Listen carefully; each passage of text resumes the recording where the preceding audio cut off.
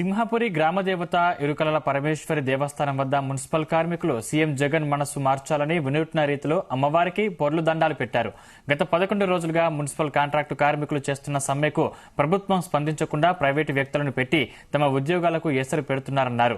తమపైనే దాడులు చేస్తున్న ఈ ప్రభుత్వానికి మరో 2 నెలల్లో తగిన బుద్ధి చెబుతామన్నారు. ఇచ్చిన మాట ఎక్కడ జగనన్నా నీ మనస్సు సింహపురి గ్రామదేవత మార్చాలని కార్మికులు సిఐటియు నాయకులు నినదించారు. మరింత సమాచారం మా నెల్లూరు ప్రతినిధి మల్లికార్జున అందిస్తారు. కార్మికులకు సంబంధించి మొత్తం సీఎం జగన్మోహన్ రెడ్డి అయితే వచ్చిన వారంలోనే మొత్తం కాంట్రాక్టర్లందరినీ కార్మికులందరినీ పర్మనెంట్ చేస్తారని చెప్పారు. అయితే ఇప్పటి వరకు పర్మనెంట్ చేయలేదని కూడా ఇప్పుడు 5 ఏళ్లు కావస్తున్నా కూడా సీఎం జగన్మోహన్ రెడ్డి పట్టించుకోవట్లేదు. కూడా రాష్ట్ర వ్యాప్తంగా కూడా మున్సిపల్ కార్మికులు అయితే పర్మనెంట్ కోసం సమ్మె చేస్తున్నారు. అసలు మీరు ఏమేమి డిమాండ్ చేస్తున్నారు? గత పాదయాత్ర సందర్భంగా జగన్మోహన్ రెడ్డి గారు ఇచ్చినటువంటి వాగ్దానం మున్సిపల్ కార్మికులందరినీ పర్మనెంట్ చేస్తానని, సమాన పనికి సమాన వేతనం ఇస్తానని తెలియజేయడం జరిగింది. కానీ ఇప్పటికి 4.5 సంవత్సరం పూర్తవుతున్నా కానీ మున్సిపల్ కార్మికులకి ఎటువంటి హామీ అయితే ఇచ్చారో ఆ హామీని మర్చిపోయారు. ఈ రోజు రాష్ట్ర వ్యాప్తంగా మున్సిపల్ విభాగంలో ఉన్నటువంటి అన్ని కార్మికులు ఈ రోజు సమ్మెబాటు పట్టడం జరిగింది.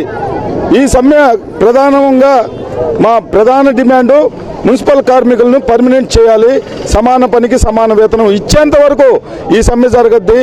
అందులో భాగంగానే ఈ రోజు ఇరుకల పరమేశ్వరి గుడి వద్దకు వచ్చి పొర్లు దండాల కార్యక్రమాన్ని మా గ్రామ దేవతకు కనీసం అమ్మ ఇరుగాలమ్మ ఈ జగనన్న మనసు మార్చి రేపు సంక్రాంతి కన్నా ఈ మున్సిపల్ కార్మికులకు మంచి వాళ్ళు డిమాండ్ చేసినటువంటి పర్మనెంట్ అనే శుభవార్తని అందించమని కోరడం జరిగింది. గతంలో డిమాండ్ గత ప్రభుత్వం చేయింది పని మనం చేస్తామని చెప్పారు. అసలు ఈ సీఎం జగన్మోహన్ రెడ్డి మిమ్మల్ని ఏమని ప్రశ్నిస్తున్నారు? 11 రోజుల నుంచి అనేక పోరాటాల రూపంలో, నిరసన రూపంలో తెలియజేస్తున్నాం. మేము అడిగే కోరిక ఒకటి. గతంలో ప్రతిపక్షంలో ఉన్నప్పుడు జగన్మోహన్ రెడ్డి గారు మీరు చేసినట్టుగా ఈ పని ఎవరు చేయలేరు, అందుకని మేము ప్రభుత్వం రావడంతో మిమ్మల్ని పర్మనెంట్ చేస్తాను, సమాన పనికి సమాన వేతనం ఇస్తానని చెప్పని ఆ రోజు ఎలక్షన్లలో వాగ్దానం చేశాడు. మా కార్మికులందరూ కూడా 100కి 100 ఓట్లు ఆయన కేసు గెలిపించుకోవటం కూడా జరిగింది. మన ఎమ్మెల్యే వచ్చాడు, మనల్ని పర్మనెంట్ చేస్తాడని చెప్పని నమ్మాం. ఇప్పుడు 4 సంవత్సరాల 8 నెలలు దాదాపు పూర్తయిపోతుంటే ఇచ్చిన వాగ్దానాన్ని ఆయన అమలుపరచాల. దాదాపు సంవత్సరం నుండి అనేక రూపాయలుగా మా నాయకత్వం అంతా పోయి, మున్సిపల్ కార్మికులంతా పోయి వాళ్ళందరూ కూడా తెలియజేయడం జరిగింది. అయినా కానీ పట్టించుకోకపోగా అనేక విధాలుగా ఇబ్బంది పెడుతున్నారు. ఈరోజు పరిస్థితి ఈ ఎమ్మెల్యేలని, మంత్రుల్ని, కార్పొరేటర్ని కలిపి ప్రైవేటు వ్యక్తులను తీసుకొచ్చి మాకు పొగులు పెడుతున్నది ఈ ప్రభుత్వం. ఇది మంచి పద్ధతి కాదు. ప్రస్తుతం నగరంలో కూడా 10 రోజుల నుంచి కూడా స్తంభించిపోయింది చెత్తా చెదారాలతో. మీరు ఇలా కార్యక్రమాలు చేయడంతో కూడా ప్రజలు కూడా ఇబ్బంది పడుతున్నారు కదా, దీని మీద మీరు ఏమంటారు? నిజంగా ప్రజలకి మేము కూడా చాలా బాధపడుతున్నాం. ప్రజలు ఇబ్బంది పడుతున్నారని మా కార్మికులు ప్రతి ఒక్కరు కూడా అయ్యో మేము రోజు చిమ్మే రోడ్లు ఈ రకంగా ఉన్నాయనేటువంటి బాధ మీ వైసీపీ నాయకులకు లేకపోయినా సరే మా మున్సిపల్ కార్మికుల్లో ఆ బాధ ఉంది. మనం ప్రజలకి మా బాధలను అర్థం చేసుకోమని చెప్పేసి మేము ప్రజలకు విజ్ఞప్తి చేస్తా ఉన్నాం. విధి లేని పరిస్థితుల్లోనే ఈరోజు సమ్మెలోకి పోవాల్సి వచ్చింది. గతంలో జగన్మోహన్ రెడ్డి గారు పర్మనెంట్ చేస్తామని, సమాన పనికి సమాన వేతనం ఇస్తామని, బేసిక్ వేతనం మీకు ఇస్తామని చెప్పేసి చెప్పడం జరిగింది. కానీ ఈ 4.5 సంవత్సరాల్లో ఏ ఒక్క హామీ అమలు చేయకపోవడం వల్లే ఈ రోజు వీధుల్లోకి వచ్చి పోరాటం చేయాల్సి వచ్చిన పరిస్థితి వచ్చింది. ఈ పోరాటాల్లో మీరు చర్చలు జరిపి పరిష్కరించాల్సింది పోయి నిర్బంధం ప్రయోగించి, పోలీసులకు ప్రయోగించి మా మీద లేనిపోయిన అబండాలు మోపుతూ మమ్మల్ని ఒక దేశ ద్రోహులుగా చిత్రీకరించేటువంటి ప్రయత్నం చేస్తున్నారు. ఇది మంచిది కాదు. మా సమస్యలు పరిష్కరించండి, మీరు ఇచ్చిన హామీని అమలు చేయాలని చెప్పేసి మేము డిమాండ్ చేస్తా ఉన్నారు. అసలు ఎందుకు జరపలేకపోతున్నారు? అసలు ఏంటి మీ డిమాండ్?